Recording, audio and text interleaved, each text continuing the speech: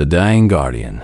The Korath warship moved slowly through the darkness of space, like a metal vulture searching for its next meal. And its sensors swept across the debris field that had once been the human colony world called New Haven.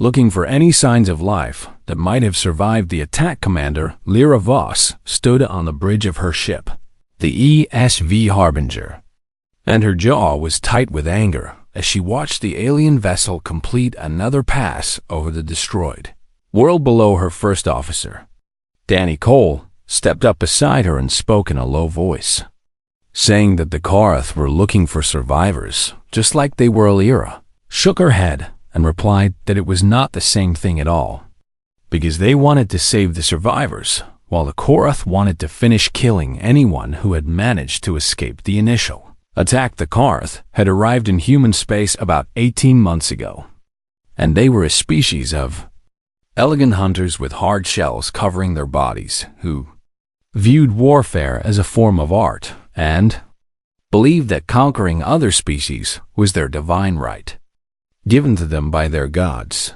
They had already turned 3 human colony worlds into balls of glass and ash, and the United Earth Coalition was losing the war badly with no end in sight. A young woman named Katie Park, who worked as the sensor officer, suddenly called out that she was picking up a life sign on the surface, and she reported that it was a single human with weak vital signs located at surface level in Quadrant 7. Lyra did not waste any time thinking about what to do, and she ordered her crew to prepare a shuttle because she was going down to the surface herself to rescue whoever was still alive down there. Danny grabbed her arm to stop her and warned her that the Korath ship would detect any landing attempt they made, and going down there would put her life in serious danger. Lyra pulled her arm free from his grip and told him that they would simply have to be fast enough to get in and out before the Korath could respond,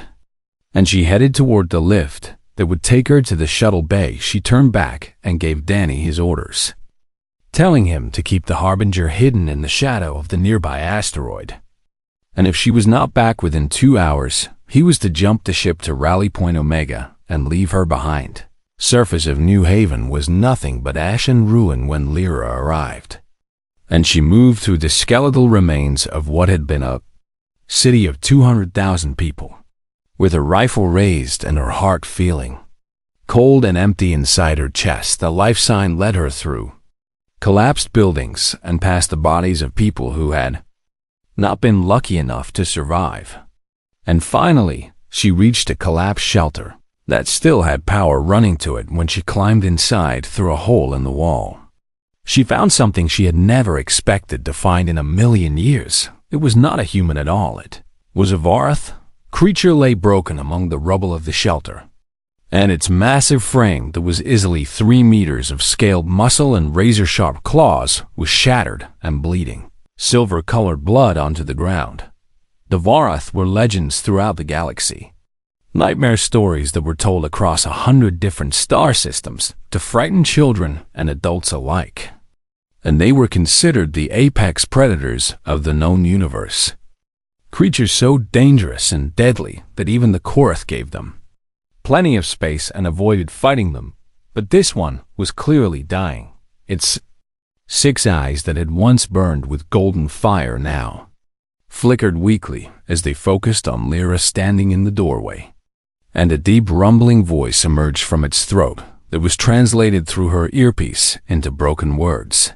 The creature asked if the human had come to end its life. Lyra knew that she should do exactly that, because every instinct she had, and every protocol she had been trained to follow, and every survival guide she had ever read screamed at her to put a plasma bolt through the creature's skull before it could recover and kill her. The Vorath had killed billions of people across the centuries of their existence, and they were considered monsters by every civilized species in the galaxy. But something made her pause and not pull the trigger.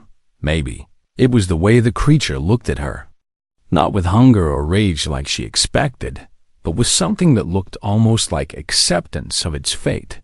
maybe it was the tiny human doll that was clutched in one of its massive claws. Clearly something it had picked up from the rubble around it. She asked the creature what it was doing here on a human world.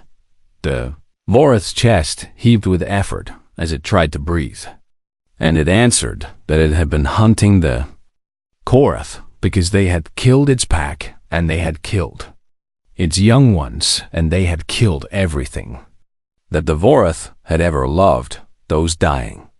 Golden eyes found hers and held them with an intensity that made her shiver. Lyra slowly put her weapon back in its holster and knelt down beside the broken predator, close enough that it could have killed her with one swipe of its claws if it had wanted to. She asked if it could be moved.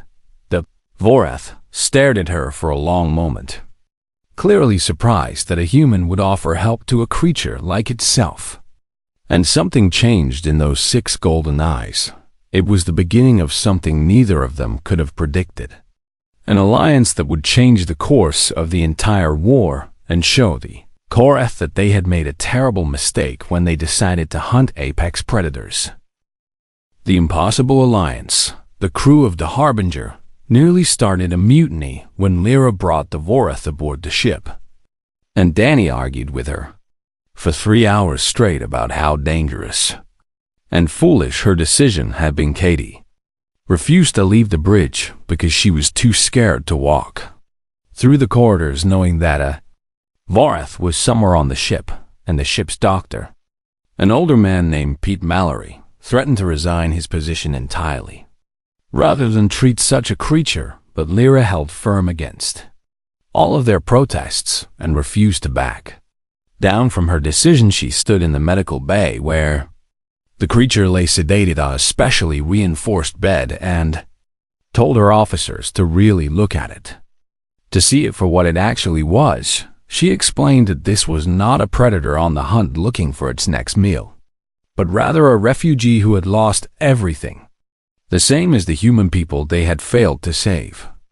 On New Haven, Danny spat back that the thing lying on that bed was a Vorath, and that everyone knew the Vorath ate entire civilizations for breakfast without any remorse. Lyra reminded him that the Korath had destroyed the creature's family and its entire clan, and she pointed out that the enemy of their enemy might just be exactly the friend they needed right now. Was not convinced and said that even so, it was still a monster. The Vorath's name, they learned over the following days as it slowly recovered, was Kethvar, and in its weakened state it spoke more freely than any human had ever recorded. A Vorath speaking before a Kethvar told them stories about its people that completely changed everything the humans thought they knew about the species, revealing that the Vorath were not mindless killers at all, but rather an ancient warrior culture that was bound by strict codes of honor and family loyalty that went back millions of years. The Vorath did hunt other species, Kethvar admitted, but only those they considered worthy prey who could fight back and provide a real challenge, while the weak and the helpless and the young of any species were always protected and never harmed. Under any circumstances, the Korath had come to Vorath space many years ago with sweet words and promises of friendship and alliance, but they had had hidden weapons behind their backs the entire time. They smiled and talked of peace when the Vorath finally trusted the Korath enough to lower their guard and welcome them as allies. The Korath had unleashed a terrible biological weapon that killed 90% of the entire Vorath species. In a single horrible night, Kethvar was one of the very last of its kind still alive in the entire galaxy. Lyra sat beside the recovering alien one evening and asked why it had come to human space of all places in the galaxy. Those 6 golden eyes that were slowly regaining their fire as Pete's medical treatments took hold studied her with an intelligence that was almost frightening at its depth. Kethvar rumbled that humans were strange creatures unlike anything else in the galaxy, and explained that humans were soft and weak with no claws and no scales and no natural weapons to speak of. And yet, the Vorath continued.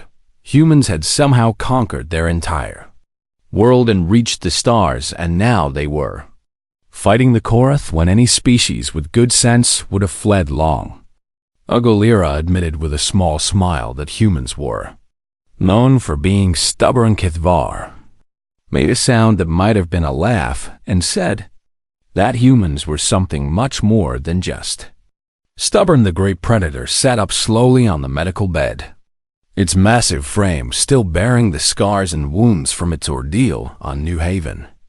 And it told Lyra that its people had watched humanity for many generations. The Vorath had never hunted humans.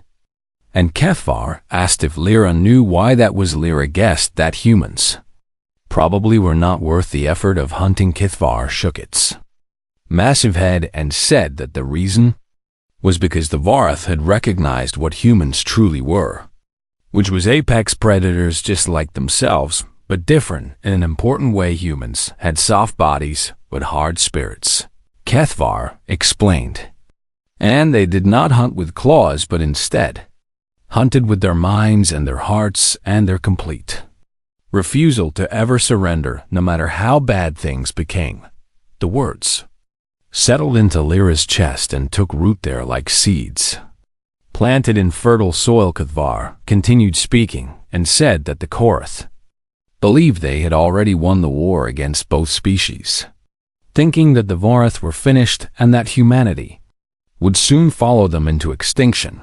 But the Korath did not understand what they had truly done. Lyra asked what exactly the Korath had done besides kill millions of innocent people. Kethvar's lips pulled back from rows of gleaming white teeth in what Lyra was starting to recognize as a Vorath smile. And the creature said that the Korath had united the two apex predators of the galaxy against them, and more importantly, they had made both species very, very angry. Danny appeared in the doorway of the medical bay, having listened to the entire conversation without making his presence known, and he stared at the Vorath for a long moment before speaking. He admitted that he had misjudged the situation and possibly misjudged the Vorath as well. Lyra asked what had changed his mind. Danny watched the stars drift past the window and said that he had thought humanity was fighting this war completely alone, but it turned out they had just not found their pack yet. The gathering stormward spread through the human fleet like wildfire, burning across dry grass. And soon, everyone had heard the incredible story about what had happened aboard the Harbinger. A human commander had rescued a dying Vorath from a destroyed colony world. And now that same Vorath was fighting alongside humans against their common enemy. The story grew bigger and more impressive with each retelling as it passed from ship to ship. And it became a legend that gave people hope during the darkest days of the war. Admiral George Price, the commander of what remained of the entire coalition fleet, summoned Lyra to his flagship for a meeting that she assumed would end with her being court-martialed and thrown in prison for bringing an alien predator onto a military vessel. Instead, she found herself walking into a war council filled with the highest-ranking officers in the fleet. Admiral Price stood at the head of a long table, and his weathered face was grim as he explained the situation to everyone present, telling them that the Korath were gathering their forces for a final massive assault on Earth itself. They had perhaps 6 weeks before the enemy armada arrived, and the human fleet was outnumbered by a ratio of 8 ships to every one of theirs, with weapons that could barely scratch the hulls of Korath warships. A deep voice spoke from the doorway behind Lyra, saying that if they were outgunned, then they needed to find better weapons. Kethvar entered the council chamber, and a dozen officers immediately reached for their sidearms in fear and panic at the sight of the massive predator.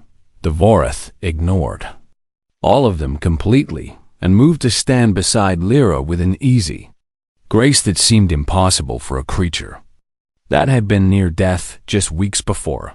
Kethvar continued speaking and explained that the Korath feared nothing in the galaxy because they had conquered over 100 different species, and had never lost a single war in their entire history as a civilization. But there were weapons that the Korath did not understand, and could never understand because they went against everything the Korath believed about how the universe worked. Admiral Price kept his hand on his pistol, but asked what kind of weapons HFY was talking about. The Vorath turned to look at Lyra and simply said human weapons, then told her to show the officers what she had learned. Lyra stepped forward and activated a holographic display that filled the center of the room with images and data. And she explained that over the past 3 weeks, HFY had been sharing secret intelligence with them about the Korath. Information included Korath fleet positions and patrol routes, the frequencies their weapons operated on, the harmonics of their shields, and dozens of other details that no human had ever known before. One of the admirals demanded to know what the Varaha wanted in exchange for this valuable information. HFY answered with a single word, saying vengeance, then added that it wanted something more as well. The Vorath explained that the Korath believed they had completely crushed and destroyed the Vorath people. But they were wrong about that. 17 Vorath had survived the genocide and were scattered across different parts of the galaxy. And HFY had sent out a call to bring them all home to fight one last battle. A murmur of voices ran through the room as the officers talked amongst themselves. Someone scoffed and said that 17 warriors against an entire armada was not going to make any difference at all. HFY's laugh sounded like stones grinding together, and the Predator said that the officers misunderstood what 17 Vorath actually meant. 17 Vorath was not a weakness or a small number, HFY explained, because 17 Vorath warriors fighting together was an extinction-level event.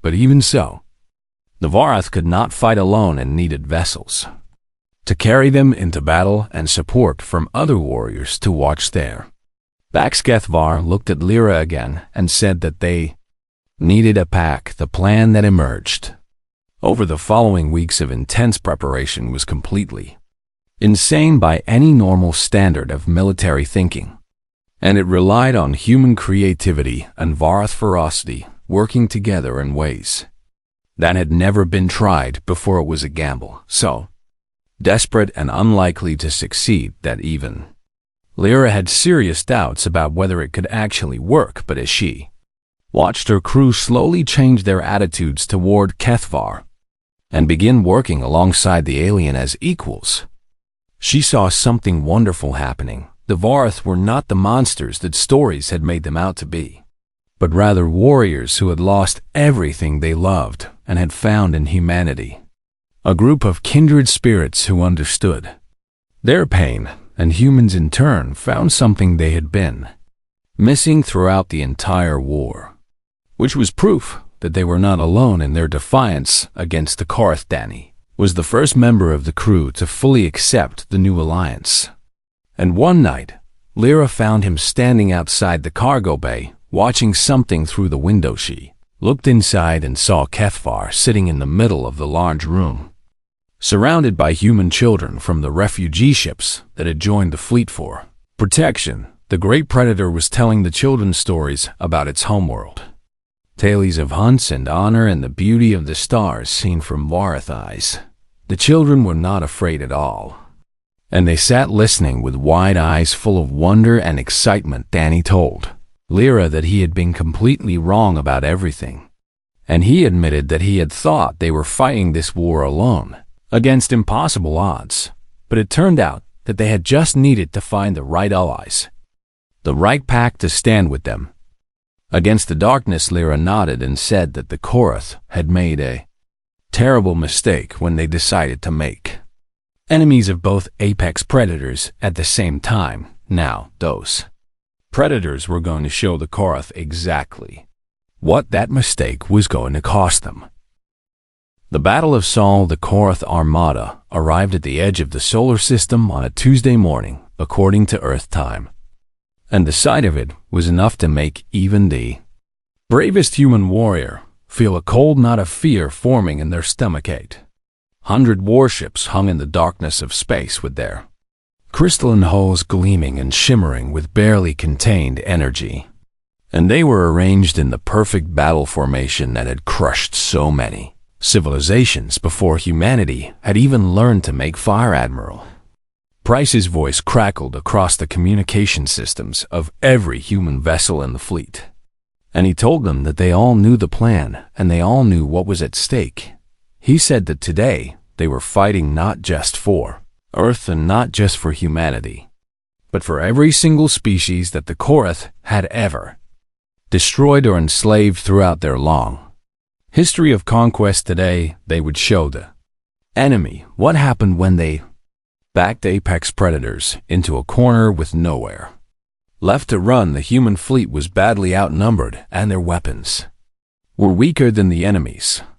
But they were not fighting alone for the first time in the entire war. 17 small vessels detached from the main human formation and screamed toward the Korath battle line at speeds that should have been impossible for ships of their size. Each of those vessels carried a single Vorath warrior, and the ships had been modified with human technology and human weapons that the Korath had never seen before and would not know how to counter. The Korath commander was a being known as High Lord Veth, and he watched the approaching vessels on his display screen with an expression of smug amusement on his alien features. He announced to his entire fleet that the approaching ships were Vorath remnants, the last pathetic survivors of a species they had already defeated, and he said it was fitting that they had come here to die alongside the humans. His amusement disappeared completely when the first Vorath ship punched straight through his flagship shields as if they were not even. The HFY led the assault with a fury that made even the other Vorath seem calm by comparison, and the vessel that human engineers had designed specifically for the attack exploited every single weakness in Korath technology that they had discovered. The 17 Vorath warriors tore through the Korath formation like wolves running through a flock of sheep, and each one of them fought with the strength and skill of 1,000 ordinary soldiers. Each one of them carried the rage of a species that had lost everything and had nothing left to fear. But even 17 of the deadliest warriors in the galaxy could not win an entire war by themselves. And that was where the humans came in with the second part of the plan. While the Vorath created chaos and confusion in the enemy ranks, the human fleet executed a maneuver that no tactical computer would have ever predicted, because no tactical computer was programmed to think of ideas that crazy. The ESV Harbinger led 200 other human ships in a dive directly into the heart of the Korath formation. And they were not there to fight in the traditional sense. They were there to deliver a very special payload. Katie reported from her station, but they were launching the packages. And her voice was steady and calm, despite the absolute hell that was erupting all around them as Korath weapons fire lit up the darkness of space. The packages were small devices that were almost impossible to detect, and they were designed by human scientists working together with HFY to exploit a weakness in Korath biology that no one had ever thought to use as a weapon before. The devices burrowed into the hulls of Korath ships and began broadcasting a very specific signal, a signal that HFY had provided after explaining exactly how Korath senses worked to Korath biology. That signal was completely indistinguishable from the scent of burning Vorath young, a smell that triggered the deepest and most primal hunting instincts buried in every Korath brain. The effect was immediate and absolutely catastrophic for the enemy. Fleet Korath warriors were driven by instinct just as much as they were driven by intelligence. And their deepest, most powerful instinct was to pursue wounded prey until they caught it and killed it every Single Korath on every single ship in the armada suddenly believed that there were dying Vorath everywhere around them. And they responded with completely mindless aggression that overrode all of their training and discipline. They began firing wildly in every direction without any coordination.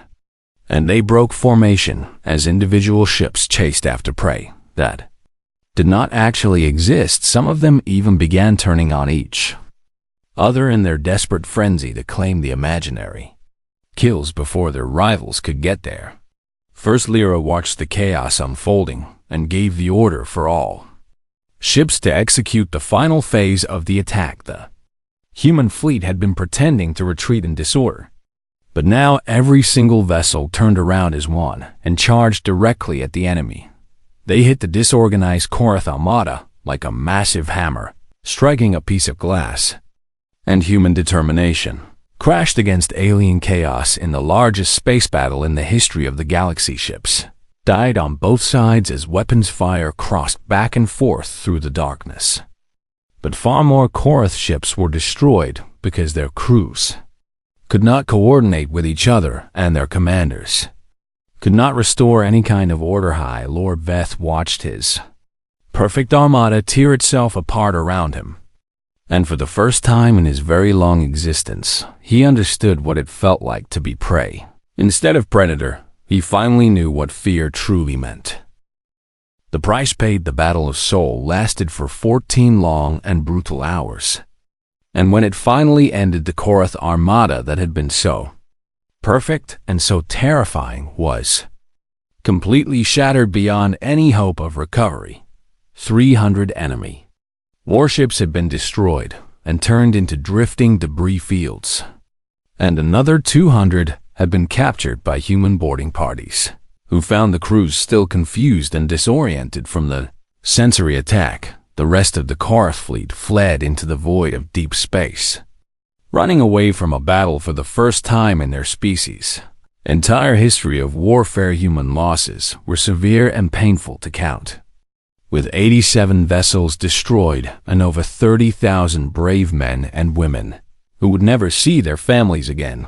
But Earth survived the attack, and humanity survived as a species with a future ahead of them instead of extinction. The 17 Vorath warriors who had led the charge into the heart of the enemy formation were reduced to only 9 survivors by the time the battle ended. Kithvar was among those who had lived through the fighting, but only barely. When Lyra finally found the great predator in the Harbinger's medical bay after the battle was over, she hardly recognized the creature she had rescued from New Haven all those weeks ago. Silver blood soaked through the bandages that were wrapped around its massive torso, and 3 of its 6 golden eyes were completely dark and blind from a Korath weapon that had caught Kethvar during the final hours of combat. One entire arm was missing, torn away by an explosion that would have killed any human instantly. Lyra sat down in a chair beside the medical bed and told Kethvar that they had done it, that they had actually won. The Vorath's 3 remaining eyes found her face, and even in its weakened state, there was still a spark of that ancient predator fire burning deep inside them. Kithvar spoke in a voice that was barely above a whisper and said that they had done nothing, that it was the humans who had accomplished this incredible victory. Lyra tried to argue that they could never have won without the Vorath helping them. Kithvar shook its massive head slowly and said that humans could have won this war by themselves, and it would have taken longer and cost many more lives. But eventually, humanity would have found a way to defeat the Korath.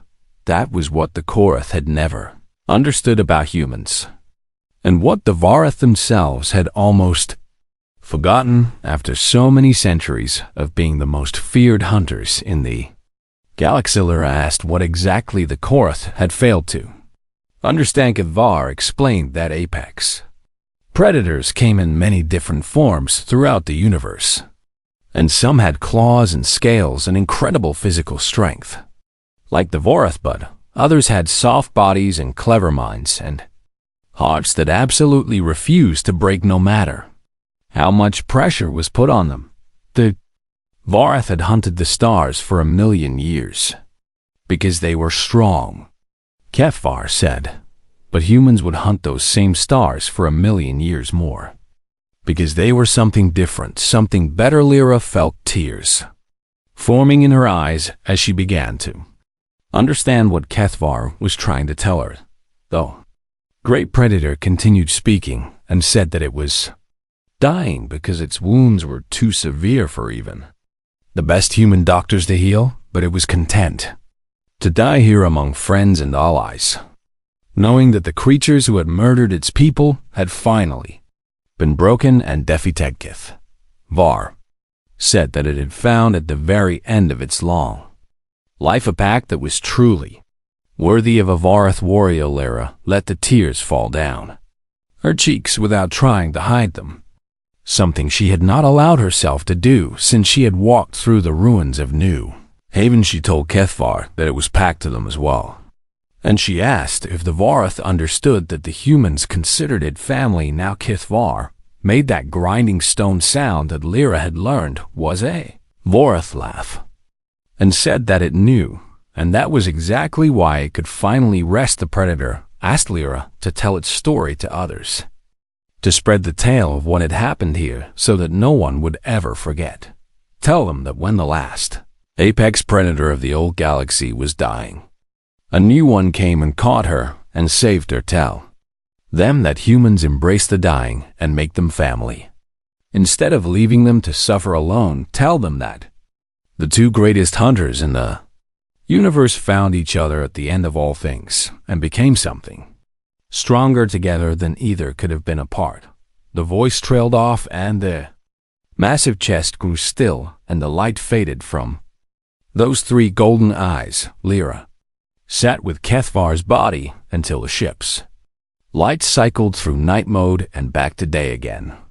And then she wiped her face and stood up and walked to the bridge. Danny rose from the Trio's captain's chair when she entered and told her that the Admiral wanted to know their status and what they were planning to do.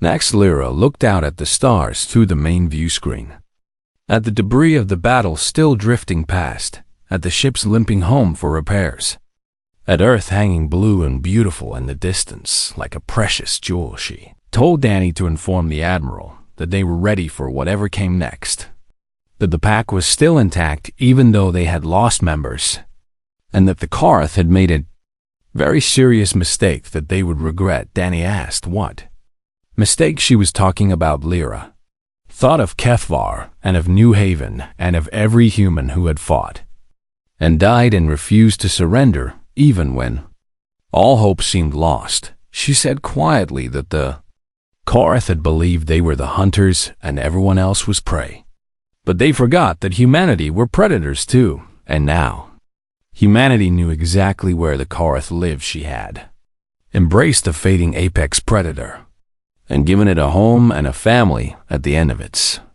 days. Now the enemy would pay the price for their cruelty for a very, very long time to come.